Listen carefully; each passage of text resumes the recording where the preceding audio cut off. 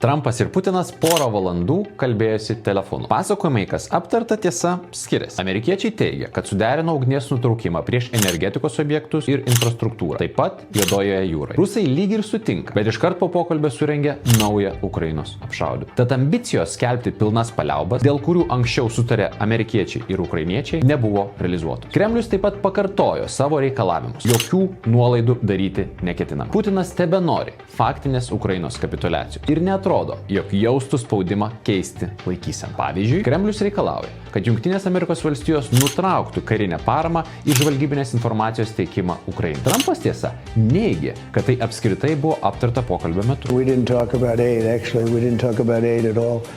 We talked about a lot of things, but aid was never discussed. Artimiausiu metu šis klausimas bus vienas iš lakmuso popierėlių vertinant, kaip į Rusijos reikalavimus reaguoja Vašingtonas. Tarsi geros valios gestą, abi pusės svarsto surengti amerikiečių ir rusų ledo ritulininkų mačą, o kai kas dar bando kartoti, jog sportas nesusijęs su politika. Tačiau vien to nepakaks. Kol kas progresas paliaubų link komplikuotas ir pagrindinė kliūtimi tikrai nėra besiginanti valstybė. Pabaigai, norite tikėkite, norite ne, bet visose privačiose pokalbiuose amerikiečiai europiečiams teigia, kad įsipareigojimai NATO sąjungininkams nesikeičia. Ir net šiek tiek paspaudė vengrus nevetuoti ES sankcijų Rusijai pratęsimą.